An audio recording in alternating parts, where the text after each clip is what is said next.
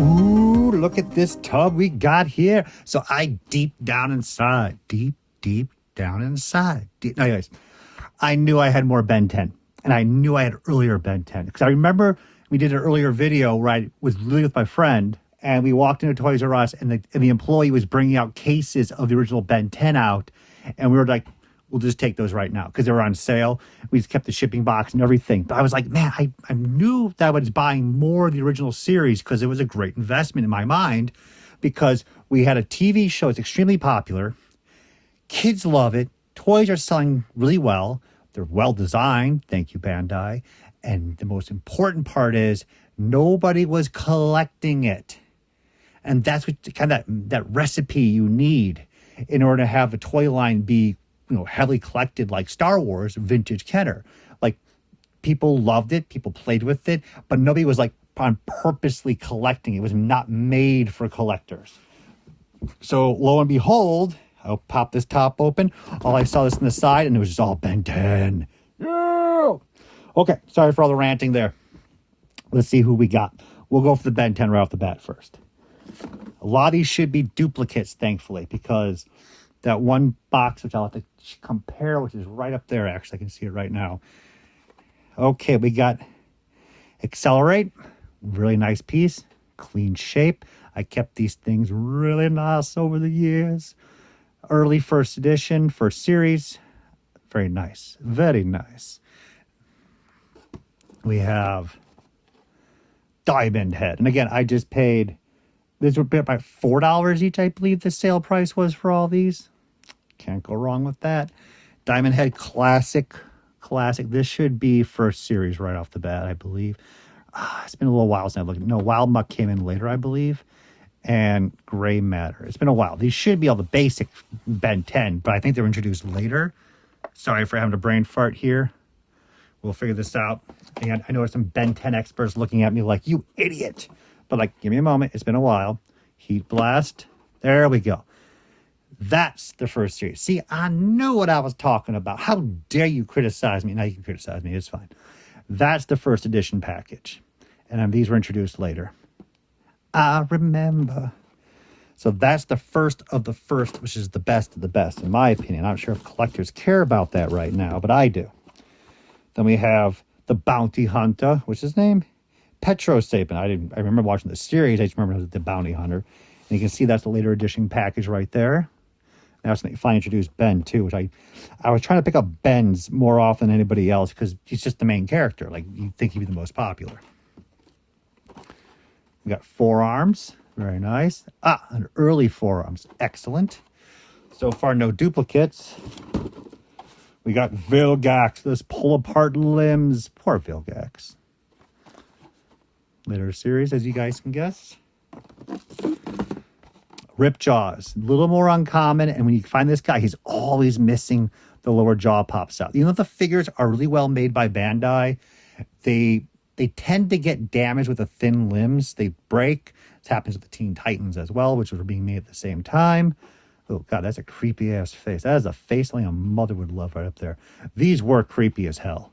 I'll be honest with you. There's got to be some kids out there who were just like looking at that and were like, hell no, and just ran out of the aisle.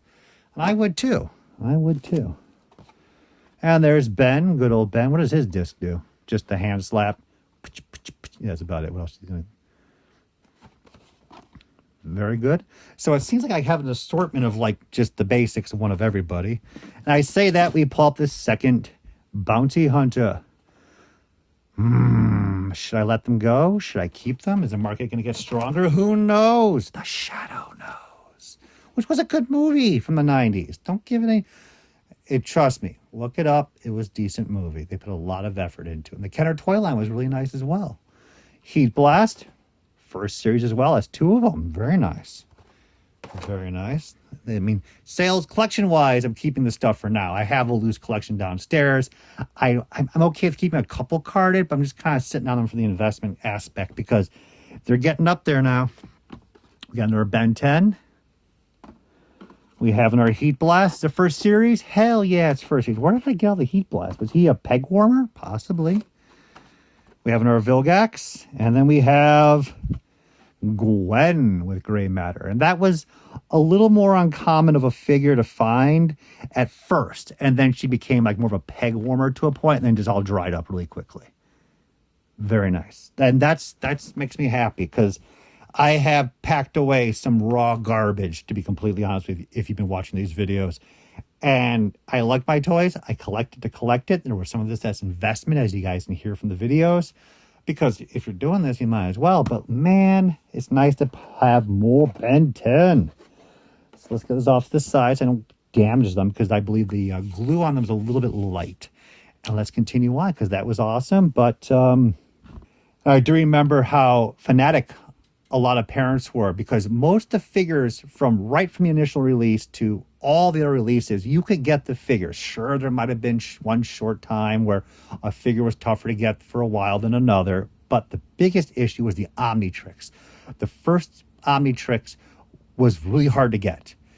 And even at Comic-Con shows in the mid 2000s, as the TV show was, on air, people were already scalping the Omnitrixes for like $60 each because that's how hard they were to get. And then finally, like one day I walked into Toys R Us and there's just an entire end cap full of them. And that's why I bought like 7 of them, 8 of them, 9 of them, whatever. And I packed them all away and I looked them up years ago and they're like $200 each. And I just dumped them. So I kept one, obviously, keep one. But, that's fine because that money was used to buy other stuff and all that works out in the end. But man, they were fun times because it was a fun line to collect because it was, again, mainly passion with some investment aspects to it. But they were great creatures. It was a really nice show. And it lasted quite some time. Moving on, speaking of things that are lasting quite some time, it's Mewtwo. So I must have happened on the ball, 10th anniversary. Jeez, even then I was like, damn, it's been 10 years. And now you're like, oh, hell no. What year is it? Hyper Beam and Light Screen Attack. Very nice pieces. This should be a Hasbro. Look at that. Look at them all lined up there. That's towards the end. As I said, Pokemon, I bought the stuff. I collect it. But when we're getting into these guys, I can recognize the characters, the Mudkip evolutions and the skull. But some of these guys I just can't be named for you if my life depended on it. It's just how it is. I couldn't keep up with it. So we got 2 of these. So it looks like, based upon what it's saying, only at Target, that clearly I bought this at Walmart. No, these are toys that are only sold at Target. They're Target exclusives. So I'm really curious what the market is on those. I have no idea. I never even remembered that was a Target exclusive until this moment. We have rubber wrestlers for $1.98. So Moose Toys. God bless Moose Toys. We're going to get into them very shortly. So this is at the point where I'm buying stuff on clearance and just saying I'll get a sample of each. So I like the little mini stuff. And what Moose was cooking, Moose cooks well. They are master cooks when it comes to miniature PVC figurines. I love this stuff. And there's a point where, I couldn't keep up with everything they're producing. It's just too much cool stuff. But I picked up one, and I picked up a gift set, it looks like. Why did I pick up both the same characters? I guess there was no choice. These are the leftovers in the clearance aisle. So that's fascinating. I got the with the ring, without the ring. No idea on the value. Probably worth nothing, to be honest. They're just neat stuff. We'll skip a beat. Here's a Yu-Gi-Oh! Miniature for $1.98. Toon Summon Skull. I had to make sure I was reading that correctly. Some of these later Series 14 are going for some fair money, but probably about $15 to $10. Let that go. So here's what we're going to get to. Fistful of Power. I was buying these. We were tearing them open, trying to get the exclusive pieces. It was not easy getting those, to be completely honest with you. Nobody played the game. Nobody. We just want the miniature figures. These were awesome.